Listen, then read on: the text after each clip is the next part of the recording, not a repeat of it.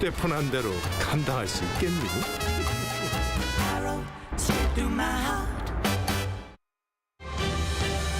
These are the headlines that we're following at this hour. South Korea's central bank keeps its interest rate steady for the 10th consecutive meeting at 3.5%. The governor says the possibility of a rate cut remains up in the air amid high prices of oil and farm products. Preparation is underway for South Korea's 22nd National Assembly. Less than 50 days to go until it's replaced with new lawmakers elect. We take a look at what lies ahead for the new members. South Korea, the U.S., and Japan jointly hold a 2-day naval drill in waters off Korea's southernmost Jeju Island to strengthen combat readiness against North Korea's nuclear and missile threats.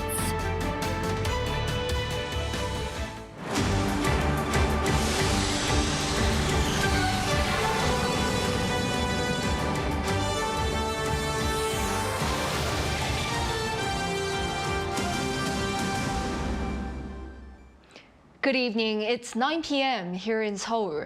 Thank you for joining us on Arirang News. We start with Bank of Korea keeping its benchmark interest rate steady at 3.5% for the 10th session in a row. The governor says rate cuts might not start in the second half of the year if inflation remains high. Our correspondent Moon Hae-ryun leads us off. South Korea's central bank kept its benchmark interest rate steady at 3.5% as widely expected, due to persistent inflation amid unstable consumer prices. The decision was announced on Friday following a monetary policy committee meeting. Today, we determined that while core inflation is expected to continue to slow down, it is appropriate to maintain the current monetary tightening trend and check prices because of high uncertainty in the consumer price outlook. This is the 10th consecutive meeting in which the BOK has decided to freeze the rate since it was raised to 3.5% in January last year, following 10 consecutive rate hikes in a bid to bring inflation down to a target of 2%. While on-year growth in consumer prices fell to the 2% range in January for the first time in 6 months, figures for February and March saw an upward tick back into the 3% range due to high prices of agricultural products and oil. The BOK's assessment of recent economic developments commented that deceleration in consumer price inflation has stalled due to heightened geopolitical tensions in the Middle East, causing concerns over stable oil supply. In the press briefing following the meeting, the BOK governor commented that it could be difficult to start cutting rates if inflation stays above 2.3% in the second half of the year. Recent data from the U.S. Labor Department has also shown an increase in consumer prices in the United States, with March's CPI rising by 3.5% on-year. This is the highest on-year rise seen since September last year. Federal Reserve officials expressed concerns that inflation isn't coming down fast enough in their March meeting minutes, with Fed Chair Jerome Powell calling the road to getting inflation under control sometimes bumpy. Given this latest commentary, economists are now expecting to see rate cuts further down the line, with the current interest rate gap between the two countries at its largest ever at 2 percentage points. So any discussion that the financial market may have had where the Bank of Korea may reduce interest rates during late summer or early autumn has disappeared. And I think there is a very good chance that the Bank of Korea will not lower the rates until very late in the year.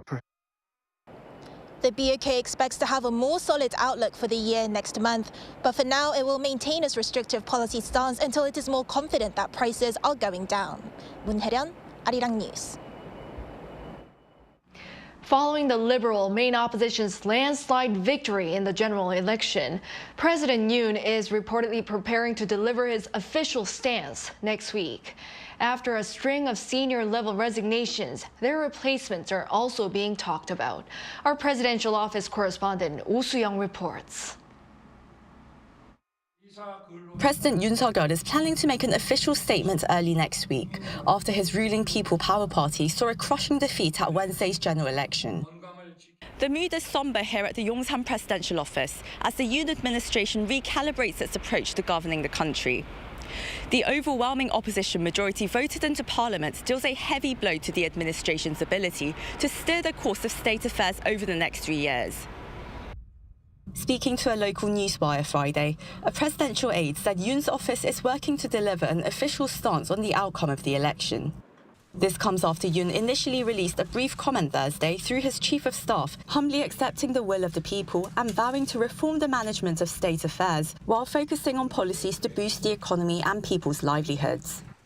A more elaborate message will be reviewed over the weekend and is expected to set out how the administration will move forward and work with an unprecedented opposition to carry out major policy reforms in labour, education and pensions, along with new economic initiatives.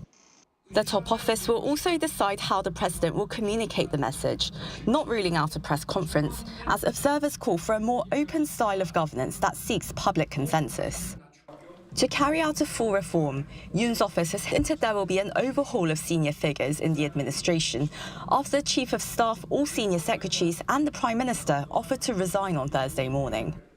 While Yoon has not yet approved their resignations, he is likely to appoint a new Prime Minister and Chief of Staff, seeking veteran politicians who can skillfully advise on governance and communicate well with Parliament. Within the political circle, the rumoured candidates for the new PM are former Unification Minister Kwon Young-se, lawmaker Chu Oh-young, who has been re-elected for a 6th term in Parliament, current Daegu Mayor Hong Jun-pyo, and former National Assembly Vice Speaker Lee Ju-young. As new Chief of Staff, Kim Han-gil is a likely candidate as a former leader of the opposition and current Chief of the Presidential Committee on National Unity, as is lawmaker Chang Jae-won and Lee Sang-min, Minister of Interior and Safety. To strengthen communication with the opposition-led parliament and engagement with the larger public, President Yoon may well conduct a full-scale restructuring of his office in the weeks to come. Oh Soo-young, Arirang News. Meanwhile, the National Assembly is getting prepared to welcome new lawmakers elect come May. Our political correspondent Lee Si-hoo explains what awaits the new members of the legislature in the upcoming months. A little less than 50 days remain until the official launch of the 22nd National Assembly of South Korea. But the work doesn't start then. Since well before the April 10th election day, the Assembly's administrative offices have been busy at work preparing to welcome in a new batch of representatives. Beginning in March, separate offices joined together to launch a welcoming committee. 2 days before the voting day, they opened up a comprehensive center to support new lawmakers.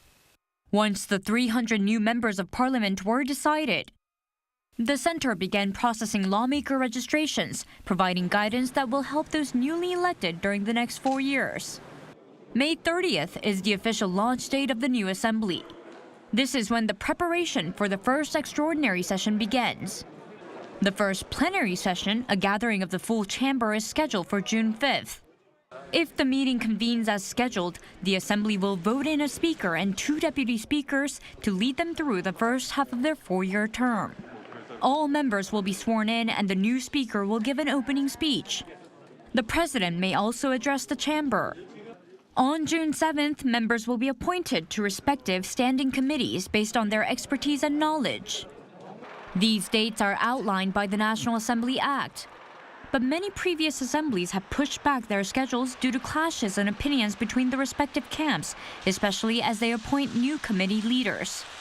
This precedent should not give an excuse for the 22nd National Assembly to follow in their predecessors' footsteps, however, as pending issues affecting society do not wait.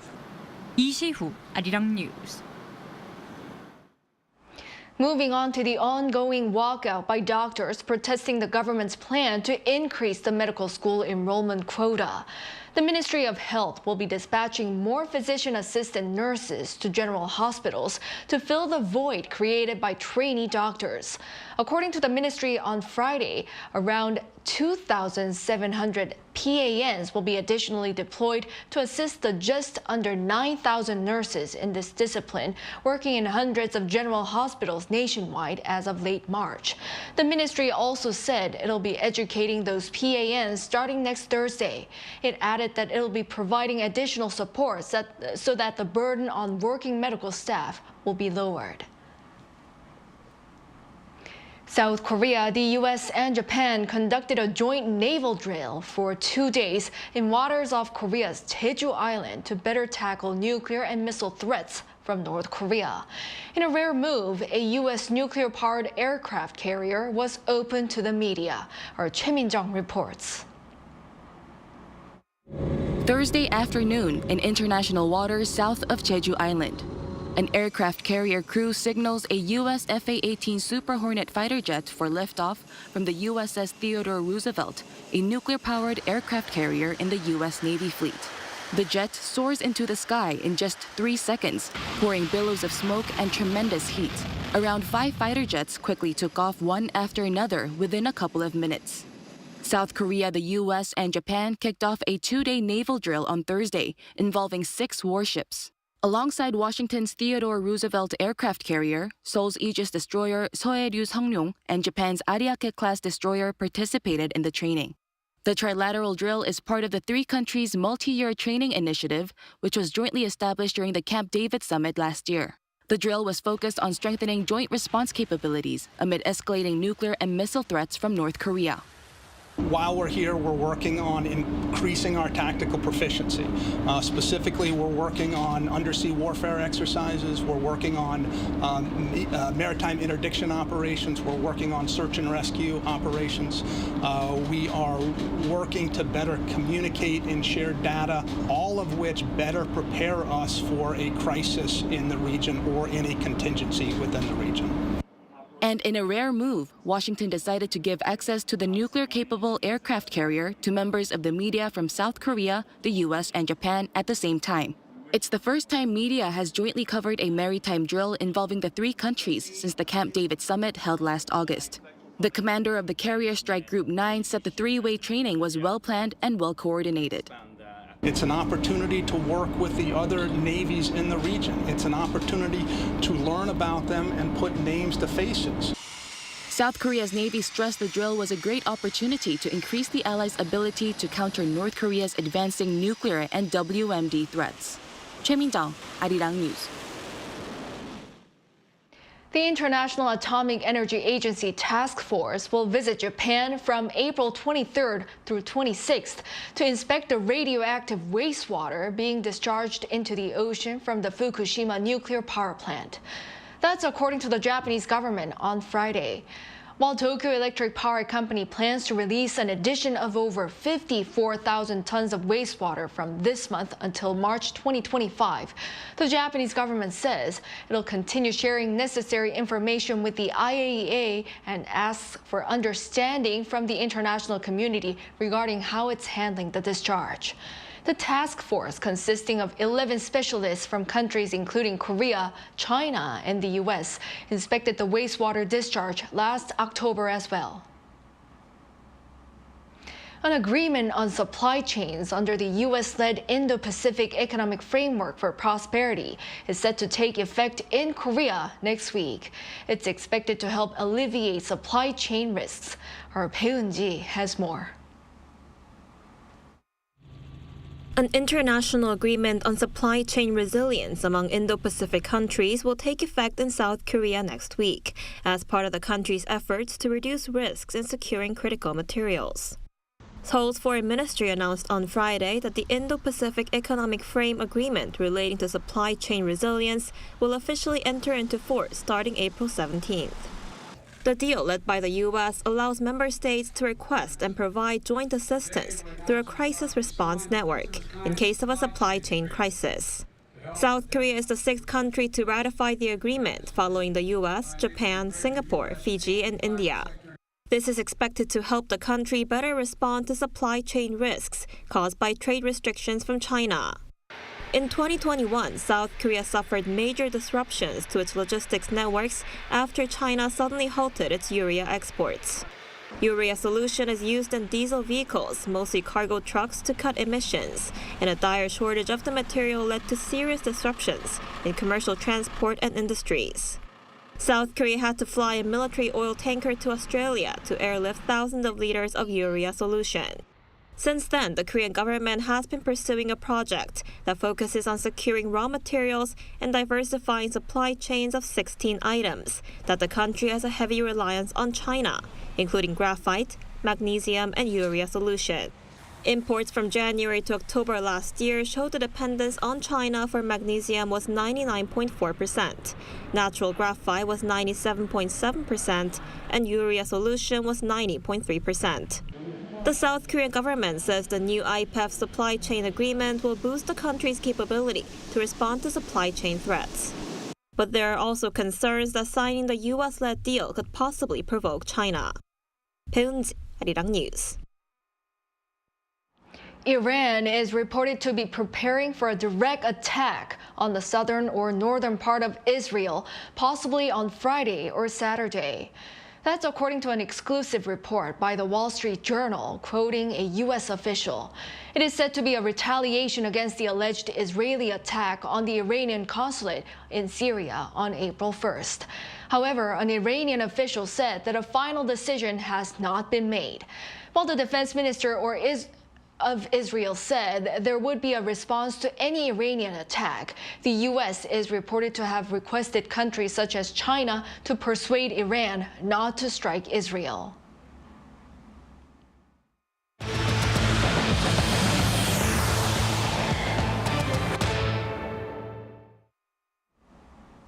On the local front, employment expanded at a slower pace in March. In fact, on-year job growth was the lowest in over 3 years. Our Lee Soo-jin explains. South Korea's on-year job growth in March fell below the 200,000 range, the lowest rise in more than 3 years. Data released by Statistics Korea on Friday shows that there were 28.4 million people in employment last month, up 173,000 from the previous year. This comes after on-year job growth was in the 300,000 range for both January and February. And it's the lowest seen since employment figures fell in February 2021 during the COVID-19 pandemic. This is mainly due to base effect from job figures in the March period from 2021 to 2023, seeing large on-year rises, as well as the decrease in employment in the agriculture and fisheries sector due to abnormal weather patterns. While jobs grew overall for people aged 15 to 29, employment actually fell by 131,000 compared to the previous year. That's the largest on-year drop seen since July last year, and employment of 40 to 49-year-olds also fell on year. On the other hand, there was an increase in employment for those aged 60 and above, as well as for those in their 30s and 50s. In terms of job sectors, employment figures in the agricultural and fisheries sector fell by 50,000, the largest on-year drop since 2017. And the wholesale and retail sector also saw a decrease for the first time in 6 months. But the manufacturing sector, after tumbling last year until November, recorded a rise for the 4th consecutive month in March with the addition of 49,000 jobs. Employment in the accommodation and restaurant sector was also up with 7,000 new hires, seeing an increase for the first time in 3 months. Meanwhile, March's unemployment rate stood at 3%, 0.1 percentage point up from the year before, rising for the 5th straight month. Lee Soo-jin, Arirang News.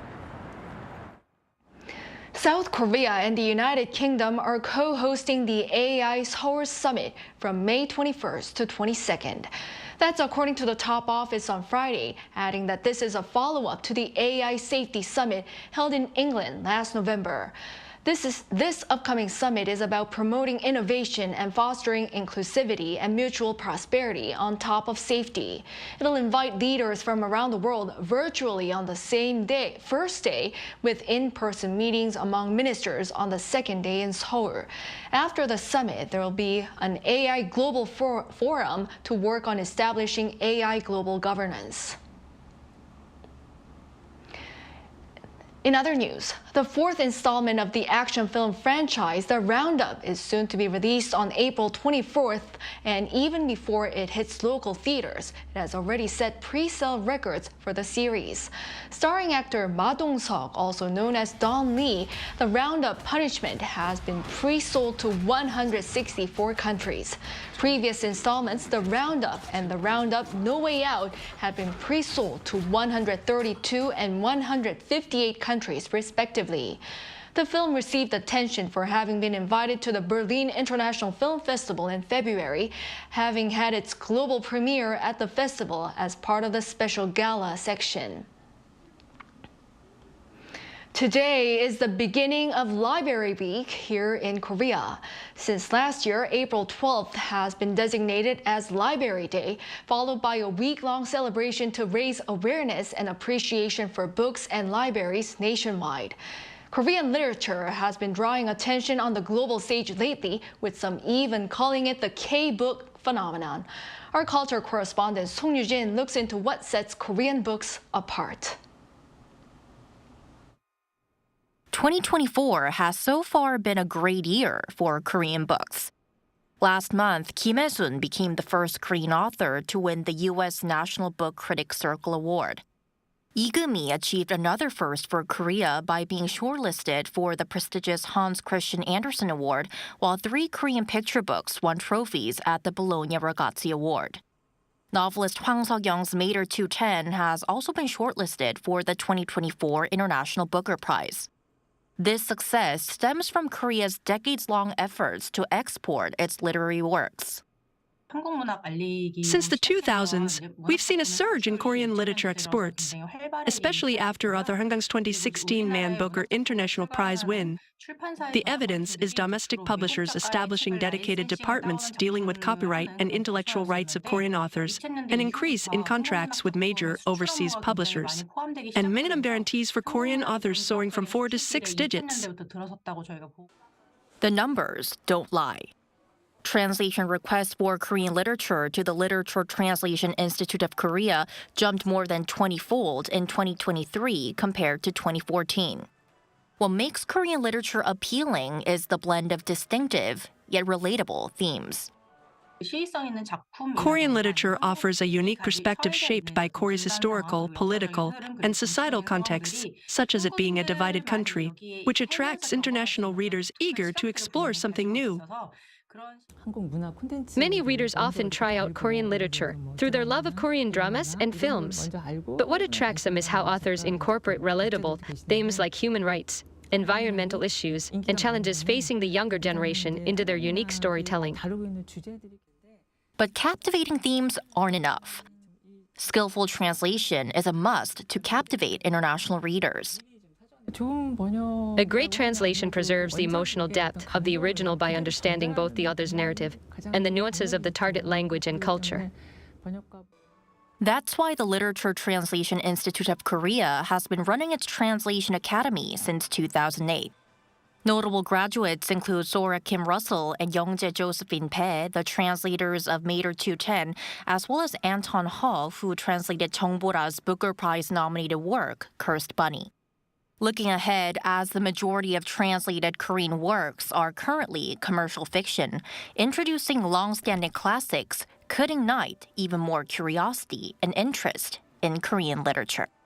Song Yu-jin, Arirang News.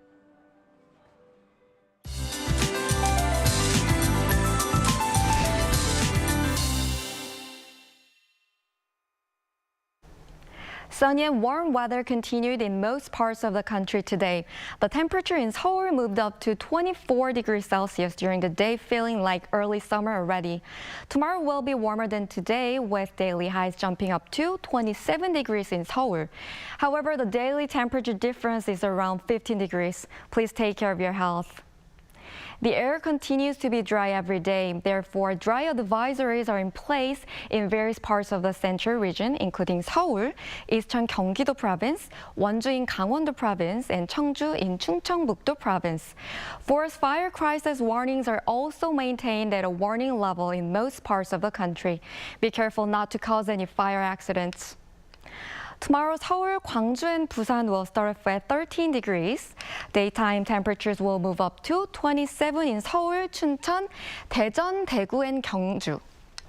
The temperature in Seoul is expected to rise to 28 degrees on Sunday, the highest temperature this spring. That's all for Korea. Here are the weather conditions around the world.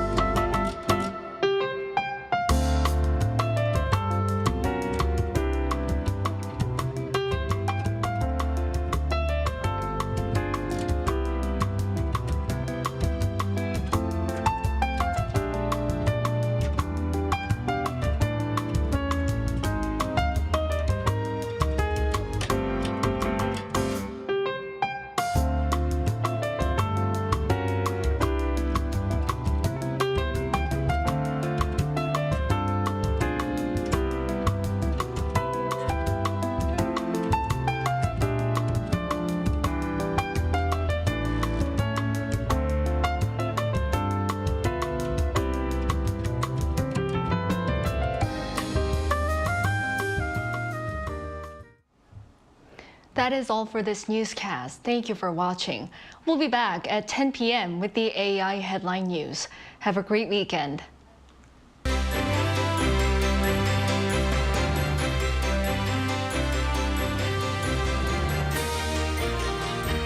하나, 둘, 셋. Hey, Mr. Cupid, look my way. Make sure you listen to what I say. I may be stupid or quite naive.